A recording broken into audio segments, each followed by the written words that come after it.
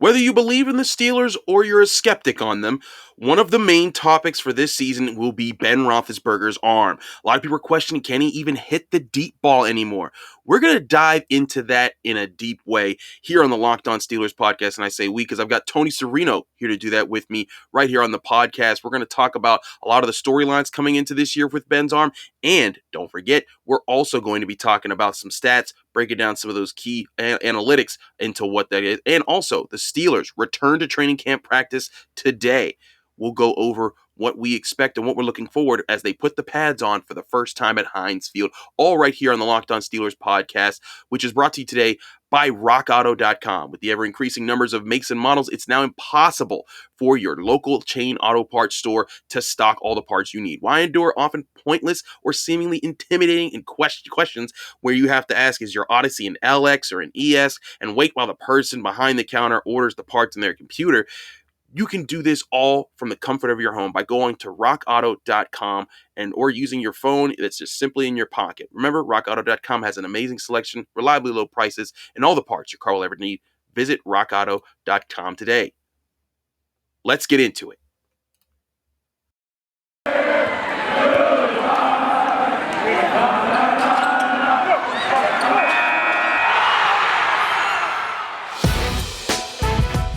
It's the Locked On Podcast Network, your team every day. You are Locked On Steelers, your daily Pittsburgh Steelers podcast, part of the Locked On Podcast Network, your team every day.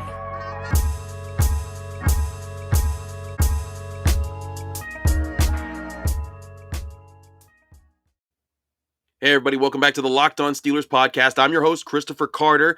Here, you can follow me on Twitter and Instagram at Carter Critiques. Thanks for listening to the show. Remember, you can also listen to the show. If you're not watching on YouTube, you can listen to it on Apple, Spotify, Google Podcasts, and the app Odyssey. That's AUDACY Odyssey. Remember, leave us a 5-star review on Apple Podcasts, and you get a special shout out at the end of the show.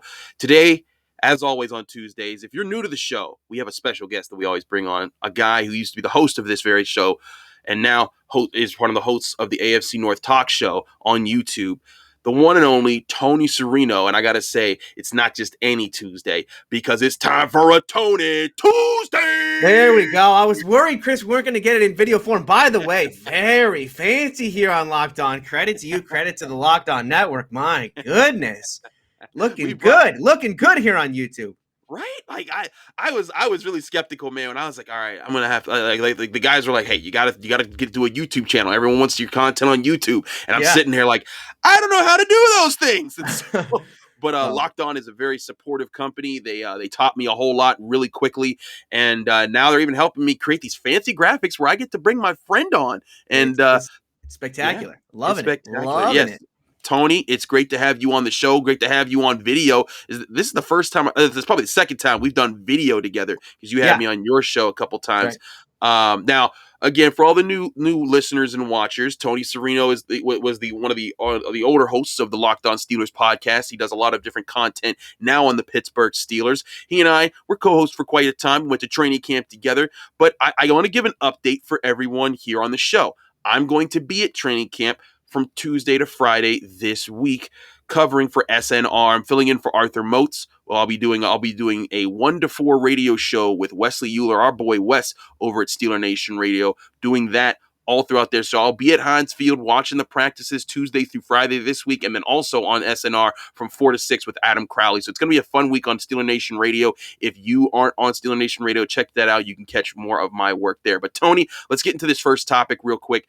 And I got to talk to you about Ben Roethlisberger, and it's the deep ball, man. Now, I wanted to bring this up because Steelers secondary coach, Terrell Austin, an assistant defensive coach there, he was quoted by Mike Pizzuta saying after one of the practices that Ben Roethlisberger in these early practices is making the typical Ben Roethlisberger throws that are typical to him. He said he's still got an arm, and there's no issue with that at all. Now, Tony, Ben Roethlisberger, his deep ball was one of the things that was heavily criticized last year, on top of all the other things that he's criticized. A lot of people we've talked about all offseason are counting him out. You got people on ESPN saying he's going to be the worst quarterback in the AFC North. I mean, they said that was going to happen last year. They got a lot of different things that they're predicting for Ben Roethlisberger. what hype do you believe? Do you believe that he's ready to fall off the cliff, or do you believe that, hey, he's still got the same kind of arm that we've seen for the past couple seasons, barring the year where he had to get elbow surgery? No, I think we've heard said a couple times this year, Terrell Austin said it. We even heard it from Ben Roethlisberger himself, talking about how much more comfortable he is now going into year 2, knowing what it's going to be like with this elbow. And we even heard it from, former Raven, Matthew Judon, who went on a podcast earlier this year, talked about, Ben may actually be better in year 2 after that elbow surgery, but just because, and I think Ben talked about this, it takes a year to get a little more comfortable after surgery like that. So yeah, I'm cautiously optimistic, although you'll remember, Chris, a couple weeks back, did cause a bit of a ruckus. Yes, you did. It is. I'm cautiously optimistic. You're on video now, so people know what you look like when you say these things. It's possible he does defend. I mean, it's possible. Look, I'm cautiously optimistic, but it is certainly possible that what happened at the end of last season, we just roll right into that in 2021, and Ben Roethlisberger is still, playing at a poor level and potentially could even get benched at some point. So for those who don't know what Tony's talking about, Tony has been characterized as Tony the Hater. Look how he's backing up on the camera here. But he was characterized as Tony the Hater because 2 years ago, he said that Matt Ryan was a better quarterback than Ben Roethlisberger, and it was to the point 2018. In 2018. In 2018. Okay. I gotta always keep correct backing that. it up, buddy. I see what you're trying to do there. But no, but in all seriousness, so he said that, and our fans on this show were not having it. We had some of our most beloved fans. We had Miss Ye come out to Steelers training camp that year, and she found me. She was like, "I love the show, blah, blah, blah." But she said, "Where's Tony?" And she hunted him down, and she said, "You better watch your mouth talking about Ben Roethlisberger." But Tony, he likes to live dangerously. He keeps saying bad things about Ben. And listen, I'm one, if you've listened to me on podcasts, on radio, if you've read my work, I am a person who's very critical of Ben Roethlisberger when he does make mistakes. I'm one of the first people that say, hey, this was the wrong read. This was a bad throw. He needed to be better prepared here. Those are the things that I'll get into. But I'm also one of the people that when he makes the big play, I'm like, that's the Ben Roethlisberger that's made him a Hall of Fame quarterback throughout his career. And that's where I think that there's got to be some reality here. Now, Tony, we got to cut into a break soon, but I wanted to get your thoughts on some other things here. First of all, there's an over-under set for Ben Roethlisberger this year at 12.5 interceptions. So if you had to choose, if you had to put money down on Ben Roethlisberger, and it's even money either way, it's the same. You get the same amount of money either way. If you're going to say he's going to throw more than 12 interceptions or 12 interceptions or less, which one would you choose? I'd probably go over, because and the reason for that is just I don't trust Ben Roethlisberger to be a single-digit interception. Even last year, where it seemed like he at the beginning of the year he was spectacular in this number, and he was well on his way to below 10, and he ended up right at 10. So I think he's going to be in the 12-13 range, even though the attempts number is going to come down, Chris. And that may, how much you believe this team is really going to buy into the run and really buy into Najee Harris, and the success of Najee Harris can keep this number artificially low just because of the number of attempts. See Baker Mayfield in the same division. That's the bottom line here. Now, last year he did throw 10 interceptions, but in 5 of the 6 years before he messed up his elbow in 2019, he threw more than 12 interceptions. But maybe he's a different quarterback now. Again, he's got another offensive coordinator in Matt Canada. We're going to be talking about that. But like I said, there's a lot of different things we're going to talk about. We're going to keep breaking down Ben Roethlisberger's deep balls and what he's going to be able to do this year with the deep passing game. But first, I want to talk to you all about our sponsors at betonline.ag, where we got those 12.5 interceptions over under odds for Ben Roethlisberger. With betonline.ag, you have football season approaching, and you'll want to get on all the gambling action right there with the best online sports book. You'll get all the odds on records, stats, awards, and season winners on the NFL season right at betonline.ag. Pittsburgh fans, the over-under for wins this season is set at 8.5, which means as long as Mike Tomlin's Steelers avoid their first losing season in his time coaching, you can win money easy at betonline.ag. You can also bet on all the MLB action going on this summer, but before the next pitch or the next snap, head over to BetOnline on your laptop or mobile device and check out all the great sporting news, sign-up bonuses, and contest information. Head to the website or your mobile device to sign up today, and you get a 50% welcome bonus on your first deposit. Don't forget to use the promo code LOCKEDON. That's LOCKEDON, all capital letters, no spaces, Locked On. BetOnline, your online sportsbook experts. We'll be back here on the Locked On Steelers podcast right after this.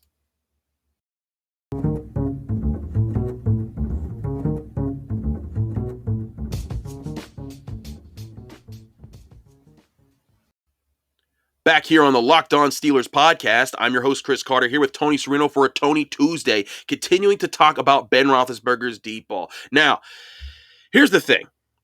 Ben hitting the deep ball is a big part of the passing games. You need to open up the field. We know that Randy Fichtner had him checking it down a lot. He had one of the lowest yards per average or yards per attempt on it in his passing numbers. And that's where a lot of the critics and the cynics on the Steelers, that's where they are. That's where they're kind of laying their money down on. They're saying, hey, this isn't good. His arm isn't good. You can't trust it. And Tony, when you hear that and you look back at some of the low lights of last season with some of the deep ball interceptions he threw, you could probably think, oh, there's merit to that. Yeah. But then you start to look around and you're like, well, wait a second. How did he actually do with the deep ball? And Tony, if you go to Pro Football Focus right now, they got those numbers up, and I'm putting them on screen for you guys to watch on YouTube. Sorry, podcast subscribers, you can't see this, but we'll read some of these numbers out to you. Ben Roethlisberger, of all the quarterbacks that threw the deep ball last year, which counts for 20 yards or more, had the fifth most touchdowns of all quarterbacks with 11. That's tied with Josh Allen, Tom Brady, and Deshaun Watson. Now, of course, Deshaun Watson was a guy who didn't play the whole season, so there's that. He got hurt at one point, but actually, no, I'm wrong. I thought he got hurt. He played all 16 games, so I take that back. But point being, Ben Roethlisberger was up there with some of the biggest names at the quarterback position. But Tony, as you look at these numbers, you see that, and you see 5 interceptions, which again matched with Josh Allen was one more interception than Tom Brady on the deep ball. But the number that really sticks out to you is right over here with the 30.3 completion percentage. Everybody else is at least 35 or higher in the top 10. Yeah, in fact, if you look at if you sort that list, first of all, if you filter out all the people who only threw like 1 or 2 deep balls, and then you sort that list by completion percentage, it is not good for Ben. I mean, Ben's in there with Jared Goff and Carson Wentz and Andy Dalton and Sam Darnold for completion percentage down the field. And I think that's really the issue. The touchdown number was good. I mean, no doubt about it. He threw a decent amount of balls down the field. Guys like Claypool, even Deontay caught a couple. James Washington had the one against Cleveland. There were some good balls down the field, but just not efficient enough down the field. And that's where that completion percentage number comes in. That's what we need to see Ben be better at. And Chris, to me, when I watched the tape, just to me, it felt like there were too many times where it was just, okay, it's one-on-one, we're just going to chuck it up into one-on-one coverage, which was a lot of the Randy Fichtner offense, right? Just needing wide receivers to win in one-on-one and not necessarily scheming guys open. Feels like Matt Canada may switch that the other way. Yeah, that's what has to happen this year, right? Is not just saying, because you want to do the one-on-ones, but you want to do the higher percentage one-on-one opportunities. Yeah. And what we mean by that are the route concepts that he's targeting. Because a lot of those deep balls, when you go back and you look at them, they were down the sideline. And when you're down the sideline, it's fine. If the guy breaks wide open and there's no safety over top, great. Just lead him down the field, and that's another story. And Chase Claypool did that more than a few times. But when you go back and you look at a lot of times when you're on the sideline as the cornerback, that gives me the advantage a little bit to pinch you to the sideline, and it forces that tight passing window a lot easier than it would be for a cornerback if they were, say, covering a deep post route or a route that just gets you more to the middle of the field. So now I can't pinch you into an out of bounds area. I have to effectively kind of cover one side of you, and you could break away at any moment, or the ball could lead the other way, and I would need safety support or someone to help. Now, Tony, with that, let's look at the passing chart for Ben Roethlisberger. Now, this is from Next Gen Stats, where you can get all your NFL stats and all your passing charts and everything else. This is these are passer ratings across the board that we're looking at for the different parts of the field that Ben Roethlisberger targeted. If it's green, it was better than average in the NFL, or significantly better than the average in the NFL. If it's yellow, it's within the average. If it's red, it's worse than the average. Now, to fit those colors, you got to be substantially higher or lower than the numbers. But you can see these numbers here on his deep ball passing when he got 20 yards or longer, deep down the left side of the field. He had a passer rating of 114.6. The league average, 75. Yeah. Deep down the middle of the field, a passer rating of 91.3. League average, 86.1. But you go to the right side, 59.2 passer rating. The league average was 78.3. So in two parts of the field, deep passing, Tony, he was pretty solid, either league average or well above it.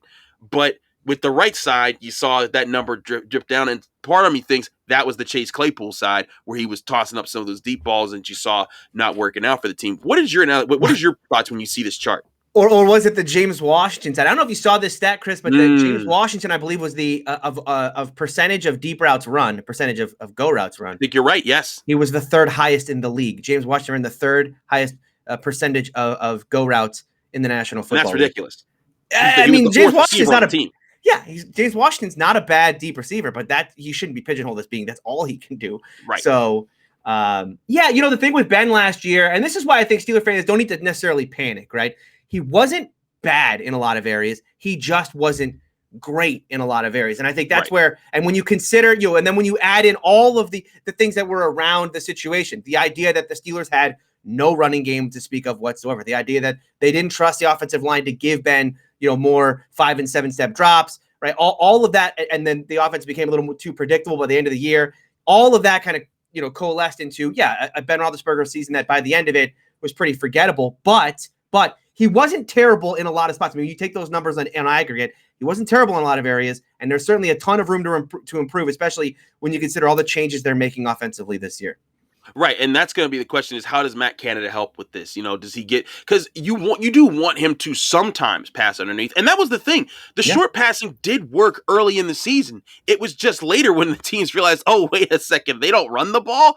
Let's just jump on this short passing and keep and protect the deep ball and not let this passing game get into work. And then it was really tough for the Steelers. But that's why they got a Najee Harris. That's why they invest there. They're getting a younger offensive line. But that's also why they switched offensive coordinators. They want to change up how things look. I think a big task for Matt Canada this year, Tony, is getting Ben Roethlisberger more deep ball opportunities towards the middle of the field, towards down the seams when there's those cover threes, get those deep balls working in those situations, and that's how you get him easier opportunities, better completion percentages with completing the ball down the field, and again, maybe less interceptions, because again, last year, even with the collapse at the end of the season, he still only threw 10 interceptions in the regular season. Granted, he threw 4 more in the playoffs. But when you look at what he was putting together, and we talked about this all throughout last season, every week it was a new receiver that was the leading receiver. You couldn't lock onto one guy in that Steelers offense. When that broke down later in the season, part of it was because, as Ben Roethlisberger talked in minicamp, he's like, hey, I threw 1,000 passes before minicamp was even happening last year. My arm was dead at the end of that season. His arm looks fresh. Mike Tomlin even talked about it last year when he said, I don't know, some of these Ben Roethlisberger passes are fluttering out of his hands. He hasn't said that this year. And those who have seen him pass, in minicamp, the ball wasn't fluttering out of his hands. It was firing out of his hands. I'm not saying that Ben Roethlisberger is going to be back to 2008 Ben, where he's just running, spinning, throw a guy off of him, point at Heath Miller and throw it 20 yards and it's a bullet. It's not going to be that. But it is going to be a more than competent quarterback who knows his offense, knows his teammates, knows what he wants to do, and is going to have the arm to get the ball down the field. Again, he threw 11 deep ball touchdowns, which was 5th most in the NFL, Tony. Yeah, and I think if you want, Steeler fans should look to Baker Mayfield. If you're looking at a quarterback who, you're hoping that what Matt Canada can do to help him, look at the transition that Baker Mayfield made, year 2 to 3 under a guy like Kevin Stefanski. And I'm not saying that's Canada's going to come in and do everything that Stefanski did, because Baker is asked to do a lot of rollouts and stuff like that. And I don't imagine Ben's going to be doing that at 38 or 39 years of age. But just, Pro Football Focus called Baker Mayfield last year the most protected quarterback in the league by his offensive coordinator. Now, Ben Roethlisberger won't be the most protected, but certainly you have to expect that Canada's going to protect Ben, put him in easier reads. Hey, you're going to be doing half field read type stuff. That's going to make Ben's life easier. And we have a veteran like that who's not, asked to do everything. These numbers should naturally increase. Absolutely. Again, all those statistics that you saw that the chart with all the numbers comparing all the quarterbacks.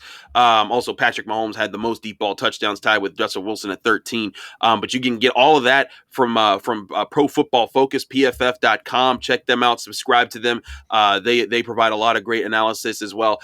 Some of their grades, Steelers fans, you're gonna be mad at because they don't always hype up the Steelers. But there's a lot of really good numbers that you can look at. And again, this chart over here that we used was from Next Gen Stats with the NFL. So check check all those things out. Thanks again to them for the hard work that they do to put those numbers together for people like us who love to break down football. Tony, we're going to cut to another break here. When we come back, the pads are going on at Heinz Field when training camp resumes today, Tuesday, and I want to get your thoughts on how that's going to play out. But first, I got to talk to our friends here about rockauto.com. Save time and money when using Rock Auto. Why choose up to 30% or 50% or even 100% more for the same parts from a chain store or a car dealership when you could have gotten that part for a lot less at rockauto.com? For an example, a Honda Odyssey fuel pump is worth $353 from the chain store, but $216 from Rock Auto. That's a huge discount. Rock Auto is a family business serving do-it-yourselfers for over 20 years. Rock Auto prices are reliably low for every customer.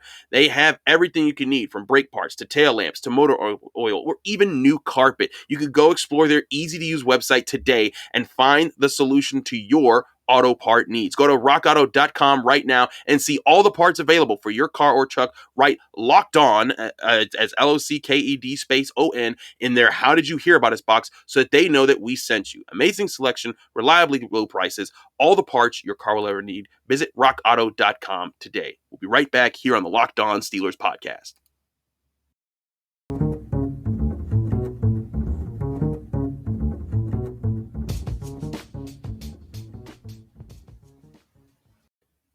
Back here on the Locked On Steelers podcast, I'm your host, Chris Carter, here with Tony Serino, finishing up a Tony Tuesday episode here on the Locked On Steelers podcast. Now, Tony, we're running low on time here. We got to get out of here fast because we try to keep the numbers the numbers down here. But I want to get some of your thoughts. The pads are coming on soon. And I talked about on yesterday's show about the scraps between Dan Moore Jr., the rookie offensive tackle from Texas A&M, and Cam Hayward, and how intriguing it could be to see this offensive line that's going to be young and trying to prove itself against this defensive line that's already established itself as one of the best in the NFL, if not the best in the NFL. When you look at Cam Hayward, Stephon Tuitt, TJ Watt, Alex Highsmith, Melvin Ingram, that defensive front is going to be nasty. I'm interested in some of these matchups. What are some of the things that you're looking for from those groups? Yeah, absolutely. So, you talked about Dan Moore. One, obviously, he's already made himself a physical presence even without the pads on. So certainly want to see what happens when the pads go on him. But then I think Zach Banner, right? We haven't really seen him at practice yet. And what does he look like coming off of that ACL? Will he be in pads? And how quickly will that happen? Do they feel like they need to rest him at certain points? Kevin Dotson, Kevin Dotson was a young player last year, arrow pointing up for him. You like to see him in pads now, kind of asserting himself year two. Certainly this team needs the young guys to come out on that offensive line, look good early, because this is a team that all the question marks right now on offense seemingly about either Ben Roethlisberger or his offensive line. And then on another guy on offense I'm looking for, Chris, Pat Freiermuth. You'll remember in our draft show, I was not a fan of Pat Freiermuth. Now that the pads are going to be on, I want to see him, NFL speed, even if it is a training camp practice. Does that translate? Is he, does his physical presence translate to the National Football League? You get to start to see a glimpse of that once the pad go on. Yeah, that's going to be one of the things to see, man. Pat Freiermuth, he's made some impressive one-handed receptions. People are talking about his athleticism, how silky smooth he is. But how smooth are you when someone can hit you? Justin Hunter. Yeah, Justin Hunter. Remember Justin Hunter without the pads on? Superstar at camp. Every year at training camp, when Justin Hunter was on the Steelers, for the first week, he would just burn people. And man, he's giving it to everybody out there. They would line up Ike Taylor on him. Now, part of it also was at the time the Steelers were struggling at cornerback because Ike Taylor was gone. They had Artie Burns. It was tough. But then when the pads went on, all that went away with Justin Hunter. It never worked out for him, and that happens a lot. There are football in shorts heroes out there. They're the guys that really impress. And then when things go on, and Adrian Clem, the Steelers offensive line coach, even said as much about his team, because he said, "Look, there's some guys that are looking really good right now, but I'm waiting to see how they look when they know they got to hit somebody and someone's got to hit them. That's going to determine a lot about who wins certain spots on this team's depth chart." Yeah. And then the other guy I'm really interested to see is Najee Harris. Obviously, it's hard to get a feel for the running game. Uh-oh. I think we lost Chris. Did we lose you? No, we're fine. Keep going. No. I was just going to say, with Najee Harris, it's hard to get a sense with the running game, without pads on. I think once the pad comes on, we're going to start to get a real sense of Najee Harris. We're going to see some run drills and whatnot. I'm certainly very intrigued to see Najee Harris as a Steeler, with the pads on. That's exciting. There's a lot of things to excite you. And I'll tell you what, Najee Harris versus Devin Bush. That's what everyone wants to see. Mike Tomlin talked about it. I talked about it last week on the podcast. That's going to be exciting to see.